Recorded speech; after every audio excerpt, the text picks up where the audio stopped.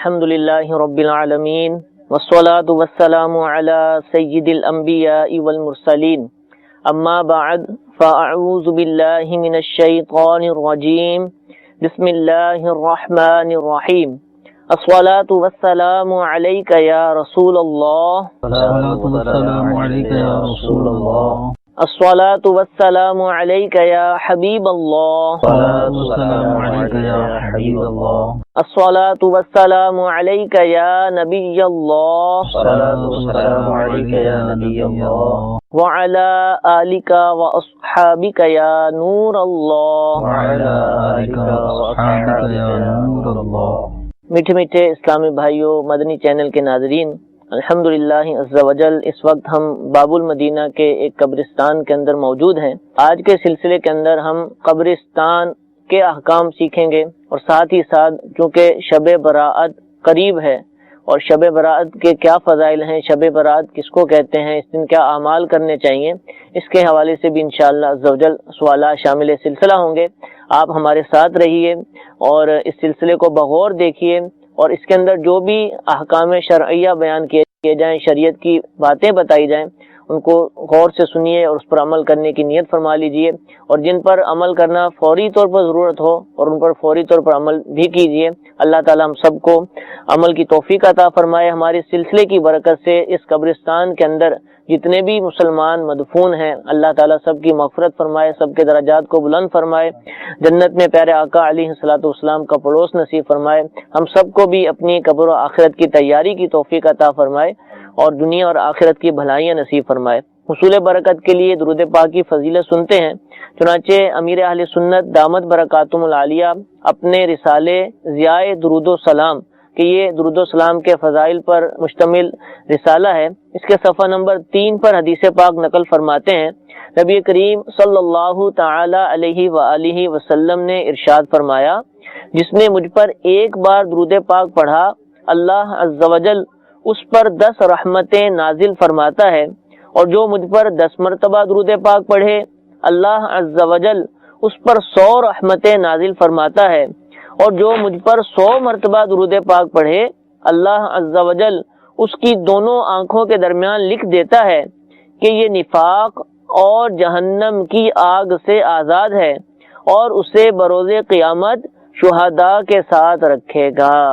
صلو علی الحبیب صلی اللہ تعالی علی محمد صلی اللہ تعالی علیہ وآلہ وسلم۔ قبرستان کے اندر حاضری کا طریقہ، مزارات پر بھی حاضر ہوتے ہیں، قبرستان میں حاضر ہوتے ہیں، اس کا طریقہ کیا ہے، کس جانب سے آیا جائے، فاتحہ کیسے پڑھی جائے، اس کے حوالے سے ارشاد فرمائیں۔ قبرستان آنے میں سب سے پہلی بات تو یہ مد نظر رکھنی چاہیے کہ فاتحہ یہ ایصال ثواب ہے، اور یقیناً ایصال ثواب یہ مرنے والوں کے لیے بہت نفع مند چیز ہے کہ اب جو ان کا عمل تھا وہ تو ان کی موت کے ساتھ منقطع ہو گیا، ختم ہو گیا، اب جو ان کا صدقہ جاریہ جو کر گئے وہ ان کے لیے ثواب کا باعث ہے، اور اسی طرح ان کے لیے جو ایصال ثواب کیا جاتا ہے یہ ان کے لیے آخرت کا ذخیرہ ہے۔ ٹھیک ہے، تو جو قبرستان آتے ہیں ان کو خصوصاً اس بات کو مد نظر رکھنا چاہیے کہ قبرستان میں عام طور پر جو ہے وہ جب ہم آتے ہیں قبرستانوں میں دیکھتے ہیں تو نت نئے راستے بنے ہوئے ہوتے ہیں، اور قبروں کے درمیان سے بنے ہوئے ہوتے ہیں، قبروں کے اوپر سے بنے ہوئے ہوتے ہیں۔ سب سے پہلے تو اس بات کا خیال کرنا ہے کہ اگر آپ کا جہاں پہ عزیز و اقارب کی قبر ہے، اگر وہاں اس قبر تک قدیمی راستہ نہیں ہے، یعنی جب سے قبرستان بنا ہے تو وہ راستہ موجود ہے، ٹھیک ہے، تو قدیمی راستہ ہے اور آپ اس راستے کے ذریعے اپنے عزیز کی قبر پر جا سکتے ہیں تو آپ کو جانے کی اجازت ہے، بہت اچھی بات ہے۔ لیکن اگر قدیمی راستہ نہیں ہے بلکہ وہاں پہ پہلے قبریں تھی، اب اس کو راستہ بنایا گیا ہے، تو پھر ایصال ثواب کے لیے اس قبر تک جانا جائز نہیں ہے، کیونکہ اب آپ ایک ایصال ثواب کرنے کے لیے حرام کام کا ارتکاب کریں گے، مسلمانوں کی قبروں کو رونتے ہوئے لتاڑتے ہوئے جائیں گے، تو شرعاً یہ جائز نہیں ہے۔ ٹھیک ہے، تو ایصال ثواب کرنے والوں کو اس بات کو مد نظر رکھنا چاہیے۔ بہت سارے لوگ جب آتے ہیں تو کہتے ہیں کہ پھر اگر ہم قبر تک نہ جائیں تو پھر اصال ثواب کیسے ہوگا؟ تو اصال ثواب قبر کے ساتھ کھڑے ہو کر کرنا ضروری نہیں ہے. اصال ثواب ایک ایسی چیز ہے کہ آپ دنیا کے کسی بھی کونے میں بیٹھے ہوں اور آپ کے عزیز کی قبر جو ہے وہ دنیا میں کہیں بھی ہو,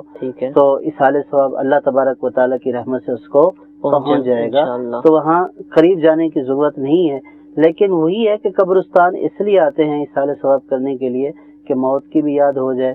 دنیا سے بے رغبتی بھی ہو جائے جو حدیث پاک میں, اور سنت کے اوپر عمل بھی ہو جائے, اور ساتھ اصال ثواب بھی ہو جائے. اب جب ہم اصال ثواب کرنے کے لیے آ گئے ہیں, تو علماء نے یہ طریقہ بیان کیا ہے سید اعلیٰ حضرت رحمۃ اللہ تعالی علیہ نے, کہ جب آپ اولیاء اللہ کے مزار پر جائیں یا کسی بزرگ کے مزار پر حاضری ہو, یا آپ قبر کے اوپر اصال ثواب کرنے کے لیے جائیں, تو اس کا صحیح طریقہ یہ ہے کہ آپ 35 سے, یعنی جو میت کی پاؤں والی طرف ہے وہاں سے آئیں, اور آپ سیدھے ہاتھ کے اوپر میت کے مواجہ جو جہاں پہ اس کا چہرے کا رخ ہے وہاں پہ 4 ہاتھ کے فاصلے پر اگر گنجائش ہے, کیونکہ اگر پیچھے قبر ہے تو ظاہر ہے کہ قبر کے اوپر نہیں چڑھیں گے, تو قبر سے فاصلہ کر کے آپ کھڑے ہو جائیں یا آپ بیٹھ جائیں, دونوں صورتیں کر سکتے ہیں. تو اس کے لیے اصال ثواب کریں. اب اصال ثواب آپ یہ کریں کہ پہلے درود پاک پڑھ لیں, پھر 1 مرتبہ سورۃ فاتحہ پڑھ لیں, آیت الکرسی پڑھ لیں, اور 7 بار سورہ اخلاص پڑھ لیں, اور پھر درود پاک پڑھ لیں. اور اگر آپ کے پاس موقع ہے سورہ یاسین بھی پڑھیں, اور جو ہے وہ سورہ ملک بھی پڑھیں, تبارک الذی, اور موقع ہے تو جس قدر آپ تلاوت کر سکتے ہیں آپ کریں. اور پھر ان سب کا ثواب آپ اپنے عزیز کو بھی اور عزیز کے ساتھ جمی مسلمان اور جو اس قبرستان میں مدفون ہیں سب کو اصال ثواب کر دیں, تو انشاءاللہ یہ آپ کا ثواب اللہ کی رحمت سے پہنچ جائے گا. اب یہ بھی فرمایا ہے کہ جیسے بہت سارے لوگ مزارات اولیاء پر حاضر ہوتے ہیں, تو اب ایک مسئلہ یہ بھی ہوتا ہے کہ بہت سارے لوگ جو ہے وہ قبر کو بوسہ دے رہے ہوتے ہیں. تو بوسہ قبر میں علماء میں اختلاف ہے. بعض نے جو ہے وہ قبر کے بوسے کو جائز قرار دیا ہے, بعض نے منع قرار دیا ہے. تو احتیاط اسی میں ہے کہ قبر کو بوسہ نہ دیا جائے, بلکہ جس طرح حاضری ہوئی تھی اسی طرح واپس آپ جو ہے واپس آ جائیں. تو یوں اصال ثواب آپ مزارات پر جائیں تو بھی یہی طریقہ ہے, عام مسلمانوں کی قبر پر بھی جائیں تو اصال ثواب کا یہی طریقہ. اس سے یہ بھی فائدہ ہوا کہ جس کے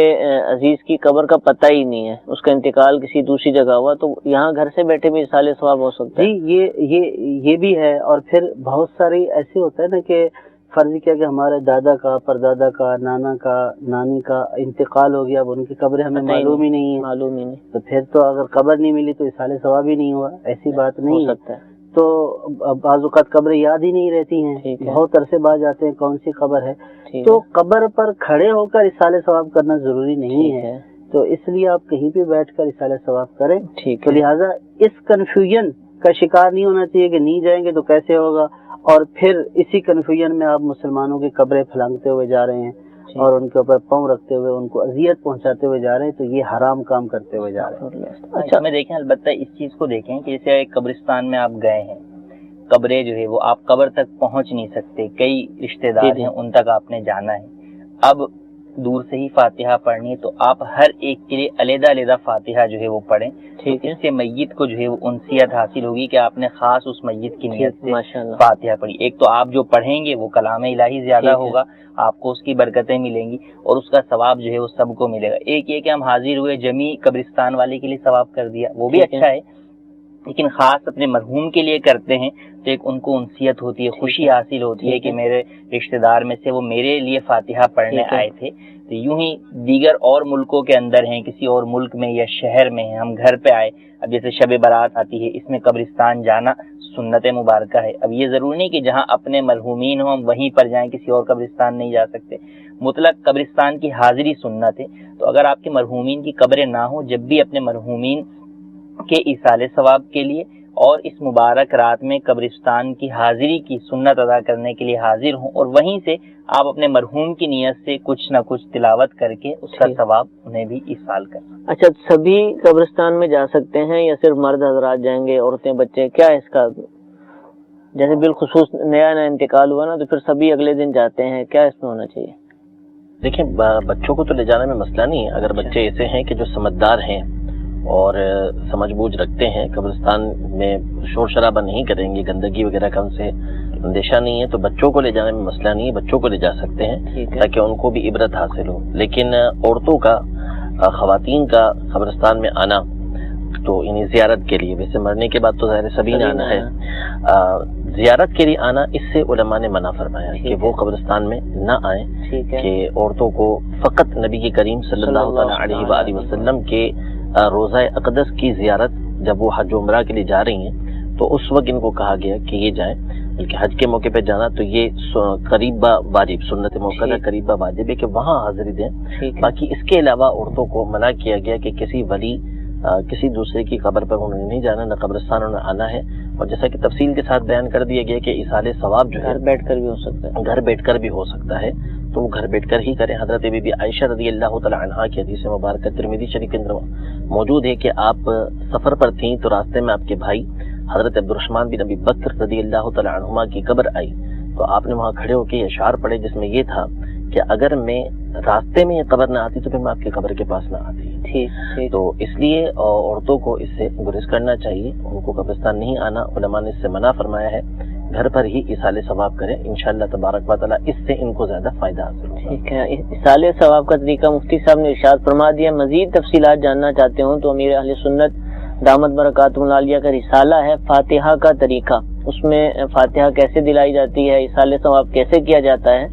کیسے دعا مانگی جاتی ہے، الحمدللہ اس کے اندر یہ درج ہے، تو یہ الگ سے بھی دستیاب ہوتا ہے، اور امیر اہل سنت کی جو کتاب ہے نماز کے احکام، اس کے اندر بھی یہ رسالہ موجود ہے، مختلف زبانوں میں اس کی ٹرانسلیشن بھی ہے، آپ اس کو حاصل کیجئے، دعوت اسلامی کی ویب سائٹ سے بھی حاصل کر سکتے ہیں، اور ساتھ ہی ساتھ دارالافتاء اہل سنت کی جو اپلیکیشن ہے اس میں جو بک سٹور ہے وہاں سے بھی آپ اس کو حاصل کر سکتے ہیں، مکتبۃ المدینہ کے شاخوں سے ہدیتاً بھی آپ اس کو لے سکتے ہیں، تو اس کو آپ پڑھیں انشاءاللہ عز و جل، مزید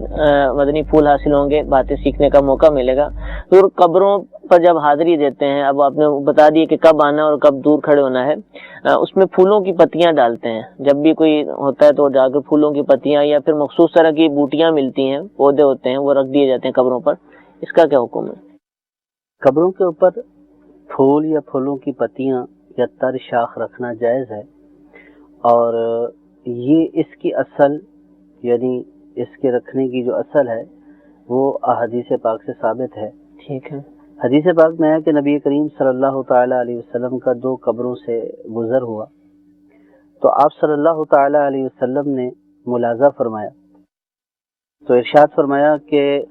قبر میں عذاب ہو رہا ہے، ٹھیک ہے، ان 2 قبروں کے اندر عذاب ہو رہا ہے، اور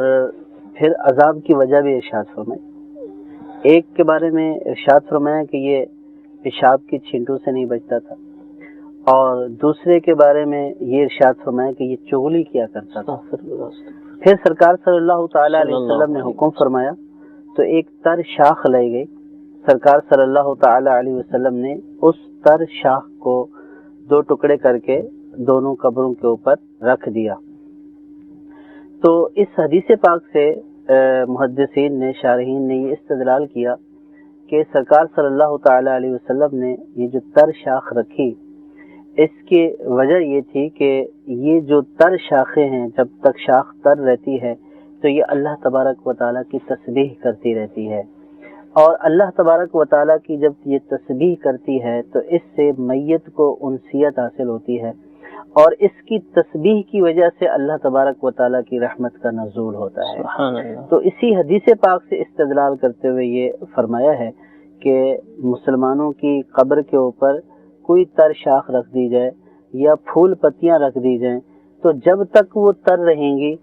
تو ان کے ذکر سے میت کو انسیت رہے گی، اور ان کے ذکر کی برکت سے اللہ تبارک و تعالیٰ کی رحمت کا نزول ہوگا۔ اسی لیے احادیث پاک میں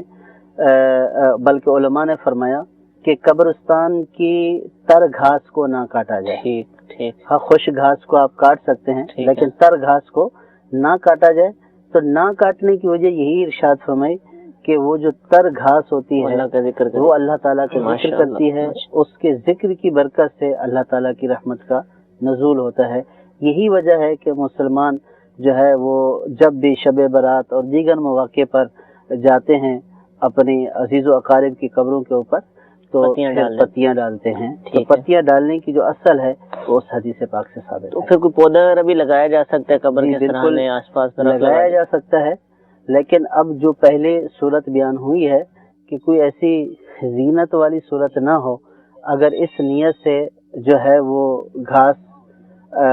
وہ ایسے دانے ڈال دیے کہ گھاس جو ہے وہ ہو گئی یا قریب پودا لگا دیا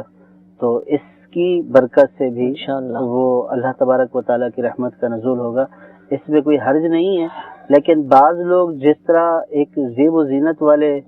بڑے خوبصورت بوٹی لگائی جاتی ہے اور باقاعدہ ڈیزائننگ کی جاتی ہے، باقاعدہ ڈیزائننگ کی جاتی ہے،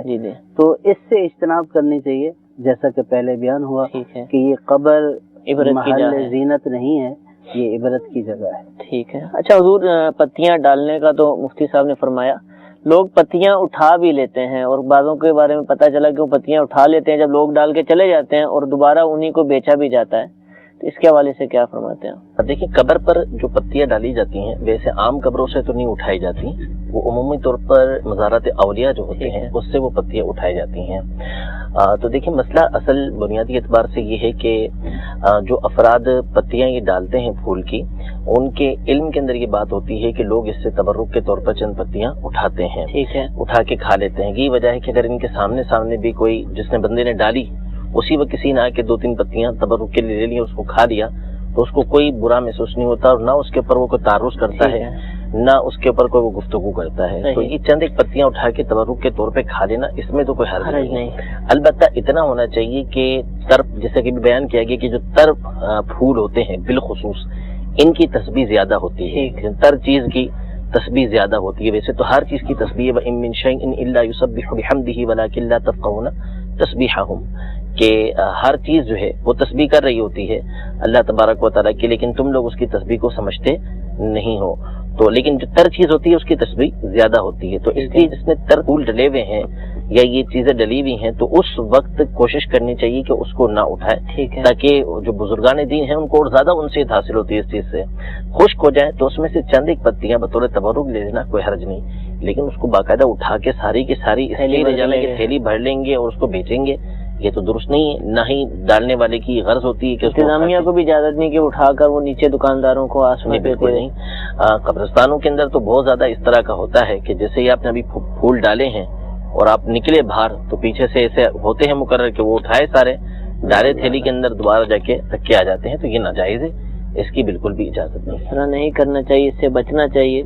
حضور، قبرستان میں آگ جلانا، مثلا چراغ لگا لیا یا اگر بتیاں وغیرہ جلائیں، ہم دیکھتے ہیں کہ قبروں پر لوگ لگا رہے ہوتے ہیں، اس کا کیا حکم ہے؟ یہ جائز ہے؟ دیکھیں، قبرستان کے اندر آگ جلانا جیسے چراغ جلانے کے حوالے سے، چراغ جلانے کا مقصد پہ غور کیا جائے. اگر اس کا مقصد یہ ہے کہ آنے جانے والوں کو جو ہے وہ راستہ دکھائی دے گا اور وہ قبر کے اوپر نہیں چڑھیں گے اور قبر سے ہٹ کر چراغ جلایا جا رہا ہے تو اس کی اجازت ہے. ٹھیک ہے. البتہ ایک اس مقصد کے لیے کہ جس طرح بچوں کی سالگرہ کے مواقع پہ کیک کے اوپر بھی موم بتیاں لگائی جاتی ہیں، تو بسا اوقات دیکھنے میں یہ آیا ہے اور کہ قبر کے اوپر بھی چراغ موم بتیاں اس طرح سے سجا کر باقاعدہ لگائی جاتی ہیں. تو قبر کے اوپر آگ والی کوئی بھی شے، چاہے وہ موم بتی کی صورت میں ہو، چراغ کی صورت میں ہو، یہ جائز نہیں ہے. ٹھیک ہے. اور بسا اوقات قبرستان میں آگ دیکھنے کو بھی یوں ملتی ہے کہ قبر کے اوپر جھاڑیاں ہو جاتی ہیں بہت زیادہ، خودرو گھاس اگ جاتی ہے. اب بجائے اس کے کہ اس کو کسی آلے کے ذریعے کاٹ دیا جائے، آگ لگا دی جاتی ہے. تو یوں قبر کے اوپر پیدا ہو جانے والی جھاڑیوں کو ختم کرنے کی نیت سے جو آگ لگاتے ہیں، یہ عمل بھی جائز نہیں ہے. ٹھیک ہے. اس کو کسی آلے کی مدد سے کاٹ کے دور کیا جا سکتا ہے جھاڑیوں کو. تو البتہ اگر بتی لگانے کا جہاں تک معاملہ ہے، اگر بتی سے مردے کو خوشبو پہنچانا مقصود ہو تو یہ لایانی اور بے فائدہ چیز ہے اور اسراف ہے. البتہ قبرستان کے اندر بسا اوقات اسمیل آ رہی ہوتی ہے، کہیں نہ کہیں قبر کھلی ہوتی ہے جس سے مردے کے جسم کی بو وہ تعفن کی صورت میں پھیلی ہوتی ہے. اب اس نیت سے کہ آنے جانے والوں کو، زائرین کو اس کی بو محسوس نہ ہو، ٹھیک ہے، تو اس نیت سے قبر سے ہٹ کر کسی اور جگہ پر اگر بتیاں لگا دی جائیں، سلگا دی جائیں تو اس میں بلا شبہ اس کی اجازت ہے، جائز ہے کہ یہاں پہ نیت مردے کو فائدہ پہنچانا نہیں ہے اور مردے کو اس سے کوئی فائدہ بھی نہیں پہنچنا، اور قبر سے ہٹ کر بھی لگایا گیا ہے، اور نیت یہ ہے کہ آنے والے زائرین کو قبرستان میں پائی جانے والی کوئی نامناسب بو محسوس نہ ہو، تو بلا شبہ یہ عمل جائز ہے۔ اگربتی لگانے والے بہرحال اس چیز کی طرف توجہ نہیں دیتے، وہ اگربتی کا پورا ایک پیکٹ جلا دیتے ہیں اور جلانے کے بعد پھر کچھ اگربتیاں اس قبر پہ، کچھ اس پر، کچھ اس پر، تو یوں اطراف کی درجنوں قبر کے اوپر اگربتیاں گاڑ دیتے ہیں، تو یہ عمل جائز نہیں ہے۔ اگربتیاں لگانا ہو تو نیت پہ غور کیا جائے، بس اوقات شاید اگربتیاں سلگانے والوں کی کوئی نیت ہی نہ ہو، بس طریقہ چلا ہے کہ جب بھی تدفین ہوئی، تدفین کے بعد ایک پیکٹ کھلتا ہے اگربتیوں کا، ان کو جلایا جاتا ہے، بس لگا دی جاتی ہے، اس کے بعد فاتحہ ہوتی ہے۔ اب لگانے والے کو سوچنا ہے کہ اس نے اگربتیاں کیوں جلائی ہیں، اگر ایک رسم چلتی آ رہی ہے اس لیے لگانا ہے تو یہ اسراف کی صورت بنے گی۔ ہاں، اگر یہ مقصود ہے کہ کوئی بو آ رہی ہے اور اس بو کو ختم یا آ جائے گی بو، تو اس لیے اس بو کو محسوس نہ ہو کسی کو،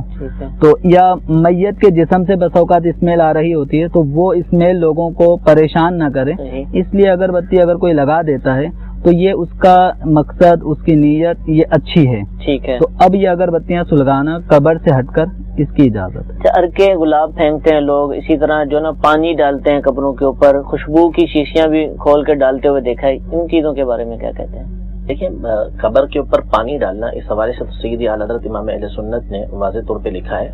کہ جس وقت قبر بنائی گئی پہلی دفعہ جب دفنایا گیا تو اس کے بعد مٹی وغیرہ کو سیٹ کرنے کے لیے جو پانی ڈالا جاتا ہے وہ تو ٹھیک ہے، اس میں ارکے گلاب بھی اگر اس وقت، ویسے تو وہ اسراف سمجھ آتا ہے ارکے گلاب وغیرہ، کیونکہ اس کی حاجت نہیں ہے سوائے وہی صورتیں کہ جو بیان کی گئی کہ کوئی ایسی اچھی نیت بنتی ہے کہ تکلیف اذیت کو دور کرنا ہے یا کوئی عیب چھپانا ہے مردے کا، اس لیے وہ ڈال دیا گیا۔ باقی اس کے علاوہ ہمارے یہاں رواج ہے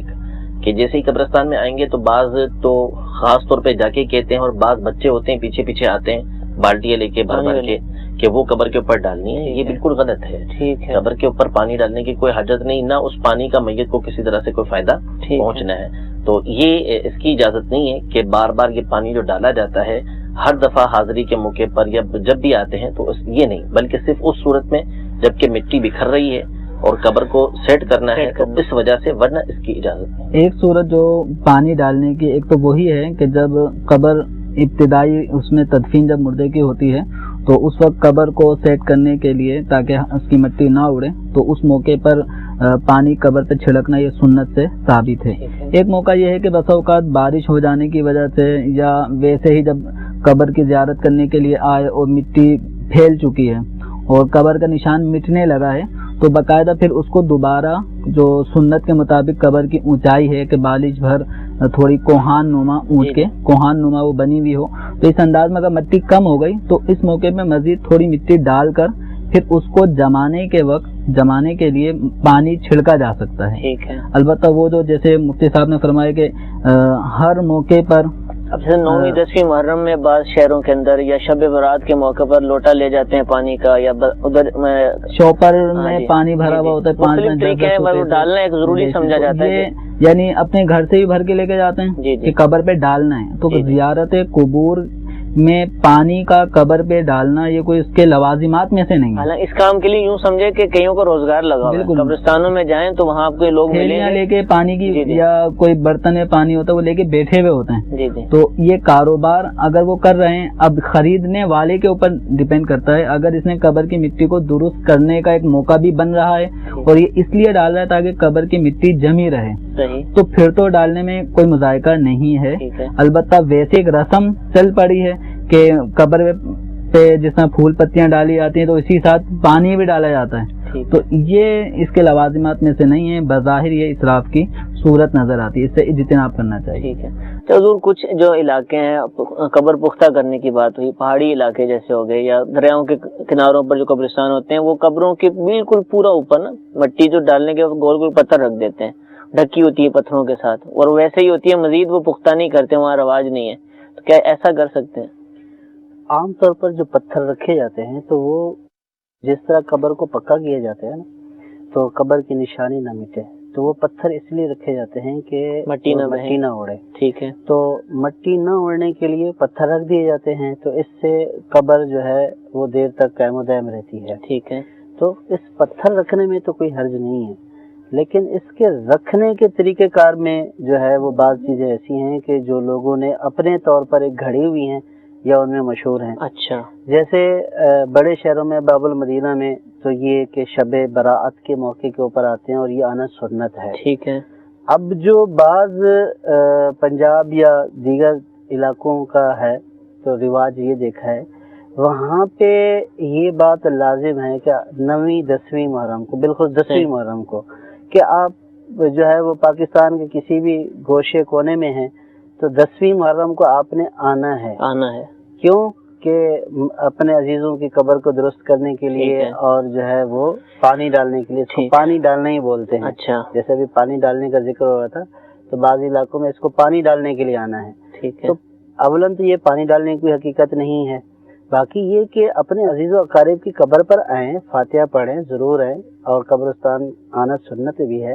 لیکن خاص 10ویں محرم کے اوپر آنا سنت نہیں ہے,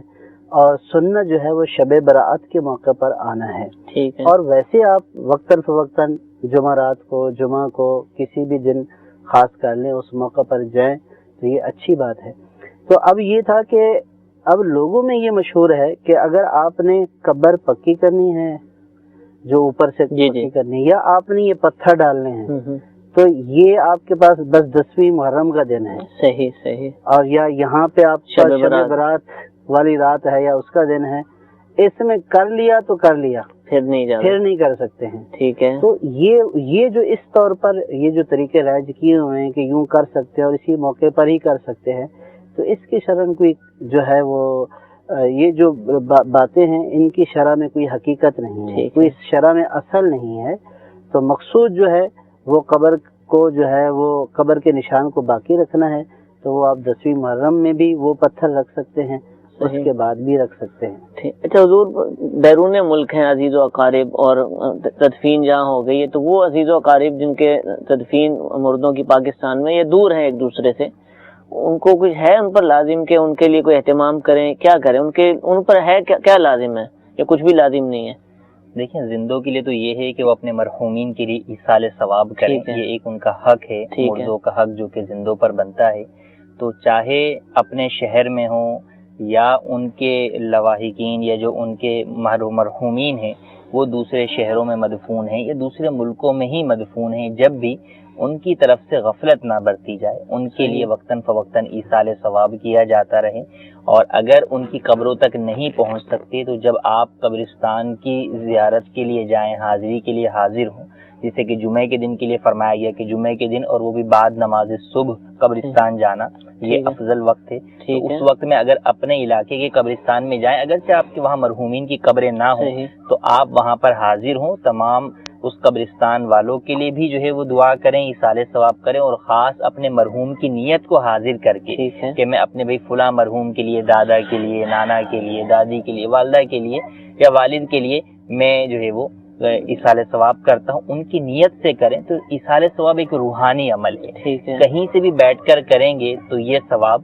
پہنچے گا. نیت جو ہے وہ اچھی ہونی چاہیے, خالص نیت کے ساتھ قبرستان میں حاضر ہوں. بہت سارے ناظرین ہمارے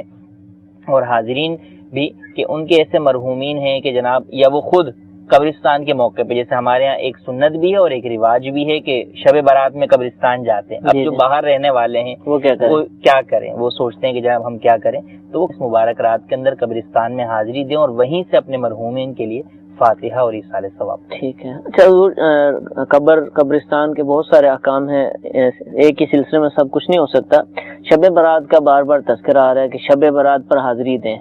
تو کیا ہے حکم شریعت کیا ہے؟ اور اس رات کے اندر صرف یہی ہے کہ قبرستان میں جایا جائے, یعنی ایک بہت بڑا طبقہ ہے کہ بس وہ یہ کام سمجھتا ہے اور اس دن کو اس کام کے لیے خاص سمجھتا ہے, اس رات کو, یا اس کے کوئی اور فضائل ہیں یا اس کے کچھ اور مقاصد ہیں اس رات کے, وہ کیا ہے؟ دیکھیں, شب براءت یعنی چھٹکارے کی رات بڑی فضیلت والی رات ہے, اور امیر علیہ سنت کا جو رسالہ ہے آقا کا مہینہ, اس میں بھی اس کی بڑی تفصیل بیان کی گئی ہے. اور ملا علی قاری رحمۃ اللہ تعالی کا پورا رسالہ ہے التبیان فی بیان ما فی لیلۃ النصف من شعبان, کہ نصف شعبان کی جو رات ہے یعنی 15ویں شعبان کی جو شب ہے اس کے فضائل پر آپ نے پورا ایک رسالہ لکھا ہے. اس میں بڑی تفصیل کے ساتھ آپ نے اس موضوع پر گفتگو کی ہے کہ اس رات کی کیا کیا فضیلتیں ہیں, اس رات کے اعمال کے حوالے سے بھی بات چیت کی ہے آپ نے. تو جیسا کہ بتایا گیا کہ قبرستان جانے کے ویسے تو مطلقاً حکم ہے کہ بندے کو بار بار جانا چاہیے, باقی اس کے علاوہ 4 دن بالخصوص ہفتے میں, جمعرات, جمعہ, ہفتہ اور پیر, جمعرات, جمعہ, ہفتہ اور پیر, یہ دن 4 ذکر کیے گئے ہیں, اور جمعے کو صبح کے وقت جانا یہ دن ہے. باقی اس کے علاوہ جو متبرک راتیں ہیں جس میں بالخصوص فتاوی عالمگیری کے اندر جو ہے وہ شب براءت کو مستحب لکھا کہ اس رات جانا. اسی طرح دن ہے بڑے, وہ عیدین کے دن ہے, اس میں جانا تو یہ جائز ہے, بالخصوص اپنے والدین کی قبر کے اوپر, کہ اس کے لیے تو بالخصوص احادیث طیبہ میں ترغیب آئی ہے کہ ان کی قبروں کی زیارت کے لیے جانا چاہیے, بالخصوص جمعے کے دن ان کی قبروں پر جانا چاہیے. تو جہاں تک رہا قبرستان کے حوالے سے, زیارت کے حوالے سے کہ قبر کی زیارت کی جائے, قبرستان میں حاضر ہوا جائے, تو چونکہ نبی کریم صلی اللہ تعالیٰ علیہ وآلہ وسلم کی حدیث مبارکہ جو سنن بہقی, مصنف ابن ابی شیبہ وغیرہ کے اندر موجود ہے, جس میں سیدتنا عائشہ صدیقہ رضی اللہ تعالیٰ عنہا نے یہ فرمایا کہ ایک رات میں نے نبی کریم صلی اللہ تعالیٰ علیہ وآلہ وسلم کو اپنے پاس نہیں پایا, تو میں آپ علیہ الصلوۃ والسلام کو تلاش کرتے ہوئے نکلی, تو میں نے دیکھا کہ آپ علیہ الصلوۃ والسلام بقیع مبارک کے اندر موجود تھے. وہاں پر نبی کریم صلی اللہ تعالیٰ علیہ وآلہ وسلم اللہ تبارک و تعالیٰ سے دعا کر رہے تھے. نبی کریم صلی اللہ تعالیٰ علیہ وسلم یہ الفاظ ہیں کہ فَإِذَا هُوَ بِالْبَقِيعِ رَافِعًا رَأْسَهُ إِلَى السَّمَاءِ, حضور علیہ الصلوۃ والسلام بقیع میں موجود تھے اور اپنے سر کو اپنے آسمان کی طرف اٹھایا ہوا تھا. اس کے بعد کچھ گفتگو فرمانے کے بعد نبی کریم صلی اللہ تعالیٰ علیہ وآلہ وسلم نے ارشاد فرمایا کہ اس رات اللہ تبارک و تعالیٰ یعنی 15 شعبان کی جو رات ہوتی ہے, اس میں اللہ تبارک و تعالیٰ آسمان دنیا پر خاص تجلی فرماتا ہے, خاص رحمتیں برکتیں نازل ہوتی ہیں. اور اللہ تبارک و تعالیٰ بنی کلب یہ وہ قبیلہ تھا جو سب سے زیادہ بکریاں پالتا تھا, اس کے بارے میں فرمایا کہ اس کی بکریوں کے بالوں سے بھی زیادہ اللہ تبارک و تعالیٰ لوگوں کی مغفرت فرماتا ہے. یہ اتنی بخشش و مغفرت ہوتی ہے. اور ایک حدیث پاک کے اندر یہ موجود ہے کہ جب نصف شعبان کی رات ہو, یعنی 15ویں شعبان کی رات ہو, تو اس کی رات میں قیام کرو اور اس کے دن کا روزہ رکھو کہ اللہ تبارک و تعالیٰ اس رات غروب شمس سے آسمان دنیا پر تجلی فرماتا ہے اور اس بات کا اعلان فرماتا ہے کہ الا من مستغفرین فاغفر لہ, کہ کیا کوئی ایسا ہے کہ جو مغفرت طلب کرے میں اس کی مغفرت کر دوں. الا مسترزقین فارزقہ, کہ کوئی ایسا ہے کہ جو مجھ سے رزق طلب کرے فارزقہ, میں اس کو رزق دوں. اور کیا کوئی ایسا ہے کہ جو کوئی مبتلا ہو, کسی مصیبت کے اندر, پریشانی کے اندر مبتلا ہو, تو میں اس کو عافیت عطا کروں. کیا کوئی سوال کرنے والا ہے کہ میں اس کا سوال اس کو دوں. اسی طرح طلوع فجر تک اس بات کا اعلان ہوتا رہتا ہے. تو اس رات اللہ تبارک و تعالیٰ کی بہت زیادہ برکتیں, رحمتیں نازل ہو رہی ہوتی ہیں. اور ایک روایت کے مطابق 4 راتیں ہیں کہ جس میں اگر بندہ قیام کرتا ہے تو اس رات خاص طور پر اللہ تبارک و تعالیٰ کی رحمتوں اور برکتوں کا حقدار بنتا ہے, جن میں سے ایک جو ہے یہی 15ویں شعبان کی جو رات ہے, اس میں قیام کا حکم ہے. اور بہت سارے آثار اس حوالے سے موجود ہیں جو امیر علیہ سنت کے اس کے رسالے آقا کا مہینہ کے اندر موجود ہیں, اس میں بھی تفصیل پڑھی جا سکتی ہے. تو اس رات نہ صرف قبرستان میں آنا بلکہ اس کے علاوہ عبادتیں کرنا, جیسا کہ ہمارا معمول بھی ہے عبادتوں کا مختلف قسم کی, وہ کرنا جو ہے یہ بہتر ہے, مستحب طریقہ کار ہے کہ یہ اعمال کیے جائیں کہ انشاءاللہ تبارک و تعالیٰ اس سے اللہ تبارک و تعالیٰ کی رضا حاصل ہوگی. یہ جو اس کا کانسیپٹ ہے کہ نامہ اعمال کی تبدیلی کے جو معاملات ہیں وہ کیا ہے اس کے حوالے سے؟ جی بالکل, جیسے قرآن پاک میں اللہ تبارک و تعالیٰ سورۃ الدخان میں ارشاد فرماتا ہے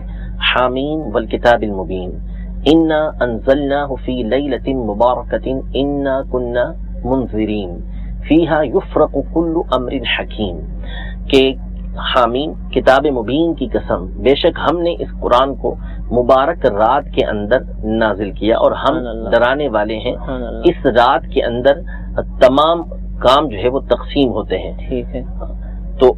اس رات کے حوالے سے یعنی کون سی رات ہے, اس کے بارے میں علماء کے 2 قول ہیں. ایک قول یہ ہے کہ اس سے مراد لیلۃ القدر ہے, شب قدر. دوسرا قول علماء کا یہ ہے کہ اس سے مراد جو ہے وہ شب برات ہے, لیلۃ البرات, یعنی 15 شعبان کی رات ہے. تو بعض علماء نے جیسے ابن عباس رضی اللہ تعالی عنہما نے یہ تطبیق دی ہے دونوں کے درمیان کہ جو یہ چیزیں ہوتی ہیں, معاملات جو 1 سال سے دوسرے سال تک ہونے والے ہوتے ہیں, یہ سارے کے سارے مقرر تو اس میں ہو جاتے ہیں, اور یہ جو فرشتوں کے سپرد کیے جاتے ہیں یہ لیلۃ القدر کے اندر کیے جاتے ہیں. باقی اس حوالے سے نبی کریم صلی اللہ تعالیٰ علیہ وآلہ وسلم کی حدیث مبارکہ بھی موجود ہے کہ خطیب بغدادی اور ابن نجار سیدتنا عائشہ صدیقہ رضی اللہ تعالیٰ عنہا سے روایت کرتے ہیں کہ انہوں نے فرمایا کہ رسول اللہ صلی اللہ تعالیٰ علیہ وسلم پورے ہی شعبان کے روزے رکھ لیا کرتے تھے، یہاں تک کہ اس کو رمضان سے ملا دیا کرتے تھے، اور آپ کسی بھی مہینے کے اندر جو ہے پورے کے پورے روزے نہیں رکھتے تھے سوائے شعبان کے، اگرچہ کہ بعض علماء نے دیگر احادیث طیبہ کی روشنی میں اس کا معنی یہ بیان کیا کہ اکثر روزے رکھا کرتے تھے۔ تو عرض کی کہ یا رسول اللہ صلی اللہ تعالیٰ علیہ وسلم کیا روزے رکھنے کے لیے آپ کو شعبان کا مہینہ سب سے زیادہ پسندیدہ ہے؟ تو حضور علیہ الصلوۃ والسلام نے فرمایا کہ ہاں اے عائشہ، کیونکہ کوئی جان ایسی نہیں ہوتی کہ جس نے مرنا ہو سال کے اندر مگر یہ کہ اس کی موت کا وقت اسی شعبان کے اندر لکھ دیا جاتا ہے، اور میں اس بات کو پسند کرتا ہوں کہ میری جو دنیا سے رخصتی کا وقت ہے وہ لکھا جائے تو میں اس وقت اپنے رب کی عبادت کے اندر ہوں اور نیک عمل میں کر رہا ہوں۔ تو یہ بہت سارے صحابہ کرام علیہم رضوان تابعین سے یہ بات ثابت ہے کہ سارا سال جو معاملات ہونے والے ہوتے ہیں وہ اس رات مقرر کر دیے جاتے ہیں کہ کس نے مرنا ہے، کس کا انتقال ہونا ہے، اگرچہ اللہ تبارک و تعالیٰ کے علم میں پہلے ہی ہے، اسی طرح لوح محفوظ میں یہ چیزیں پہلے ہی ہیں، لیکن یہ فرشتوں کو ساری کی ساری چیزیں اس رات کے اندر بتا دی جاتی ہیں۔ تو حضور اور بھی کچھ اعمال ہیں جو اس رات کیے جا سکتے ہیں، کچھ اس حوالے سے بتائیے، کیا طریقہ کار رات کیسے گزارے ہم لوگ؟ لیکن اس حوالے سے جیسے کہ حدیث مبارکہ ابن ماجہ شریف ترمذی کے حوالے سے بھی بیان کی گئی کہ نبی کریم صلی اللہ تعالی علیہ وسلم کو جو فرمان عائشہ شان ہے اذا کان لیلۃ النصف من شعبان فقوموا لیلھا وصوموا نہارھا، کہ جب شعبان المعظم کی درمیانی شب یعنی جو 15 شعبان کی جب رات آ جاتی ہے، جب یہ آ جائے تو اس رات کو قیام کی حالت میں گزارو یعنی عبادت کی حالت میں گزارو اور اس کے دن کا روزہ رکھو۔ تو نبی کریم صلی اللہ تعالی علیہ وآلہ وسلم نے اس رات کو عبادت میں گزارنے کی ہمیں ترغیب ارشاد فرمائی ہے۔ تو اب اس رات کو کس انداز میں گزارا جائے، تو اس کا جواب حدیث مبارکہ کے اس حصے سے ہم لیتے ہیں کہ نبی کریم صلی اللہ تعالی علیہ وآلہ وسلم نے ارشاد فرمایا اذا کان لیلۃ النصف من شعبان فقوموا لیلھا وصوموا نہارھا، کہ جب شعبان المعظم کی جو نصف رات آ جائے یعنی 15 شعبان پہ نصف مہینہ ہو جاتا ہے، تو جب 15ویں شعبان کی رات آ جائے تو اس رات کو قیام کرو۔ قیام کا معنی یہاں پر عبادت میں اس کو گزاریں اور اس کے دن کا روزہ رکھیں۔ ٹھیک ہے، تو اس حدیث مبارکہ سے اس دن کی اہمیت، اس رات کی اہمیت بالکل واضح ہو جاتی ہے کہ یہ رات یہ عبادت کی رات ہے۔ ٹھیک ہے، راتیں تو ساری ہی عبادت میں گزارنی چاہیے، لیکن بالخصوص اس رات کو عبادت میں گزارا جائے اور اس رات کو گزارنے کے بعد جو دن ہے تو اس کا روزہ رکھا جائے، اور اس کی وجہ بھی ارشاد فرمائی گئی اس رات کی اہمیت کا اندازہ کہ اللہ تبارک و تعالیٰ آسمانی دنیا پہ تجلی فرماتا ہے۔ تو اب اس رات میں کیا کرنا ہے، تو اللہ تبارک و تعالیٰ کی طرف سے جو رحمت بھری ندائیں آ رہی ہیں جن کو حدیث مبارکہ میں فرمایا گیا ہے کوئی مغفرت کا طالب کہ اس کو بخشا جائے، تو اب اس رات میں مغفرت انسان مانگتا رہے۔ ٹھیک ہے، اپنے پچھلے جتنے بھی سال زندگی کے گزار دیے ان کو یاد رکھے کہ کون کون سے میں نے گناہ کیے ہیں، تو شرمندگی ندامت کے ساتھ مغفرت کا طالب ہو، بے اولاد ہے اولاد کی نعمت طلب کرے، تنگی رزق کا شکار ہے تو اس حدیث مبارکہ اس میں یہ بھی ہے کہ رزق کا طالب کہ اس کو رزق دیا جائے، ہے کوئی مصیبت زدہ کہ اس کی مصیبت کو دور کیا جائے، تو اس رات کو اس انداز میں گزاریں گویا یہ رات اللہ تبارک و تعالیٰ سے بالخصوص مانگنے والی راتوں میں سے ہے۔ ٹھیک ہے، تو اس رات کو غفلت سے نہ گزاریں۔ اب اولیاء کرام کے معمولات میں سے یہ ہوتا تھا، اور پھر امیر اہل سنت دامت برکاتہم العالیہ نے بھی اپنا جو رسالہ ہے آقا کا مہینہ، اس میں شعبان المعظم کے فضائل لکھے ہیں، تو اس رات کو کس انداز میں گزارا جائے، تو امیر اہل سنت دامت برکاتہم العالیہ نے اس رات کے آنے سے پہلے ہی اس رات کا گویا استقبال اس انداز میں ہو کہ عصر کی نماز اپنے علاقے کی مسجد میں باجماعت ادا کرنے کے بعد اعتکاف کی نیت سے مسجد میں ٹھہرے رہیں، ذکر و درود میں مصروف رہیں، اور جب مغرب کا وقت آ جائے تو مغرب کی نماز کے انتظار میں بیٹھے کہ میں مغرب کی نماز پڑھ کر اور عبادت کر کے پھر اپنے گھر کو پلٹوں گا، تو یوں انتظار نماز میں بیٹھنا بھی مسجد میں یہ بھی عبادت ہے۔ ابتدائی لمحات بھی عبادت سے گزریں، اور اس وقت چونکہ غروب آفتاب پہ اختتام ہو رہا ہے تو یہ اختتامی لمحات بھی عبادت میں گزریں، تو ذکر و درود استغفار وغیرہ کے ساتھ یہ مغرب تک وقت گزاریں۔ اس کے بعد جب مغرب کی نماز با جماعت ادا کر لے تو معمولات اولیاء کرام میں سے یہ ہے کہ مغرب کے فرض سنتیں وغیرہ ادا کرنے کے بعد پھر 6 نوافل یہ ہمارے الحمدللہ پاک و ہند میں اس کا رائج ہیں، اولیاء کرام کے معمولات میں سے بھی ہیں کہ 2 رکعت کر کے 6 رکعت نوافل پڑھے جاتے ہیں، 2 رکعت کر کے. اور اس کا پورا طریقہ کار امیر اہل سنت دامت برکاتہم العالیہ کا جو رسالہ ہے آقا کا مہینہ، اس کے صفحہ نمبر 16 پر اس کا پورا طریقہ کار تفصیل کے ساتھ درج ہے، تو اس میں سے ملاحظہ کیا جا سکتا ہے. مزید بھی کیا معمولات ہونے چاہیے شب برات کے حوالے سے وہ لکھے ہوتے ہیں حضور؟ اس میں آقا کے مہینہ کے سے جو رہنمائی حاصل ہوتی ہے، ایک دوسرے سے معافی مانگنے کا، امام اہل سنت کا مکتوب بھی ہے اس حوالے سے، تو وہ تو ایک طریقہ لکھا ہوا ہے کہ یوں کر کے کیا جائے، لیکن ہمارا ایک جدید دور ہے آج کل اور میسیجز پر معافی تلافی کا معاملہ ہوتا ہے. گروپ بنا تو گروپ میں معافی ڈال دی، تو کیا یہ معافی ہو جائے گی اگر واقعتاً کوئی اس نے حقوق العباد یا کسی تلفی کی ہے، یا ٹھیک ہے یہ بھی ٹھیک ہے، یہ بھی ہونا چاہیے؟ دیکھیے کہ معافی یوں تو نہیں ہوتی کہ آپ اشتہار چھاپ دیں اور یہ سمجھیں کہ معافی ہو گئی ہے. معافی کی صورت تو یہ ہے کہ جس کا آپ نے حق تلف کیا ہے بالخصوص اس سے آپ بولیں یا اس کو تحریر بھیجیں، خط بھیجیں یا اس کو میسج کریں کہ آپ مجھے معاف فرما دیں،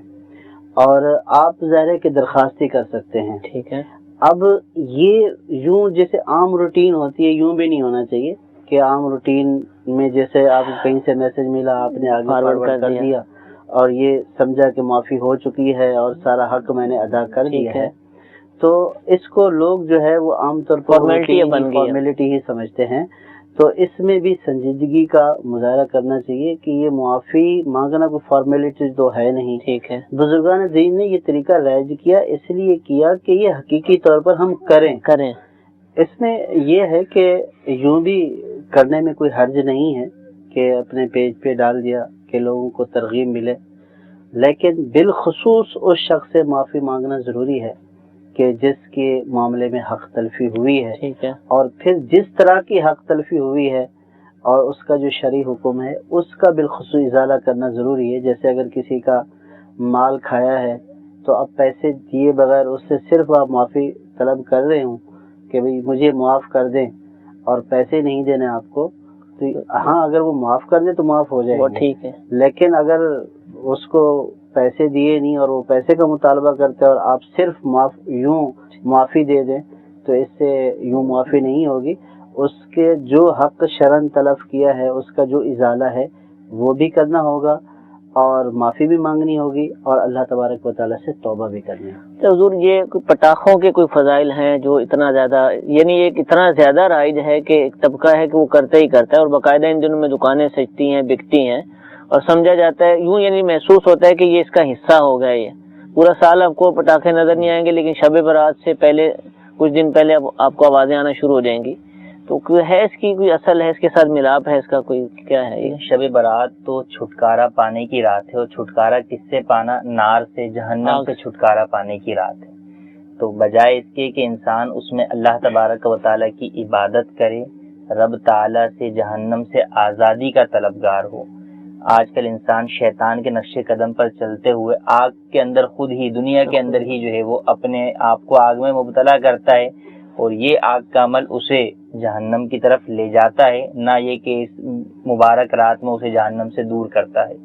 تو آتش بازی اس طرح ہمارے ہاں عموماً رائج ہے، یہ اسراف ہے اور ناجائز ہے. اور سب سے پہلے اس کی ابتدا کے بارے میں جو بیان کیا گیا کہ نمرود نے جو ہے وہ اس کو رائج کیا تھا، ایجاد کیا تھا جب حضرت ابراہیم علیہ السلام کو اس نے آگ میں ڈالا تھا. تو مسلمانوں کو تو خود اس طور پر بھی اس سے بچنا چاہیے کہ مسلمان تو حضرت ابراہیم علیہ السلام سے محبت کرنے والے ہیں، تو مسلمانوں کو تو کفار کے فعل سے بچنا چاہیے. اور آتش بازی میں چونکہ مال کا ضیاع بھی ہے اور اسراف حرام ہے کہ اللہ تبارک و تعالیٰ نے قرآن مجید میں اسراف والوں کو شیطان کا بھائی کہا، فرمایا ان المبذرین کانوا اخوان الشیاطین، کہ جو اسراف کرنے والے ہیں وہ شیطان کے بھائی ہیں.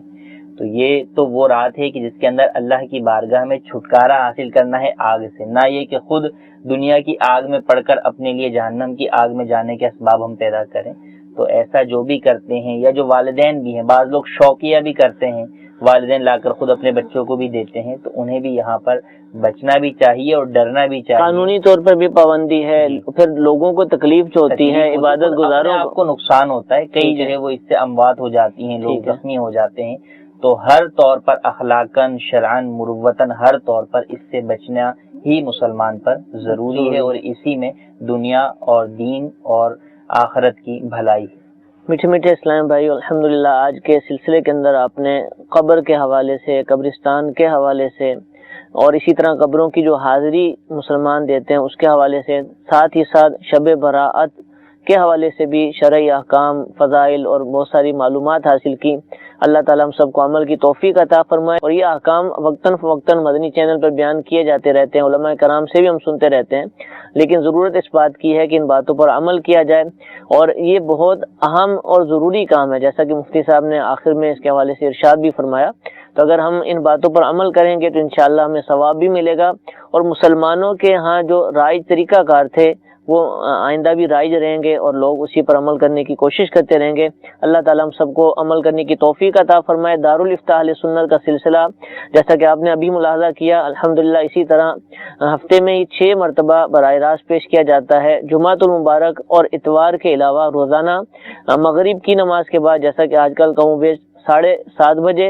اور اسی طرح بدھ کے دن صبح کے اوقات میں بھی 8:15 بجے دارالافتاء اہل سنت کا سلسلہ براہ راست نشر کیا جاتا ہے. اس کو دیکھنے کی نیت فرمائیے، مدنی مذاکروں کو دیکھا کریں، انشاءاللہ عز و جل علم دین کا بہت بڑا خزانہ ہاتھ آئے گا. اللہ تعالی ہم سب کو عمل کی توفیق عطا فرمائے. آمین بجاہ النبی الامین. صلو علی الحبیب صلی اللہ تعالی علی محمد صلی اللہ علیہ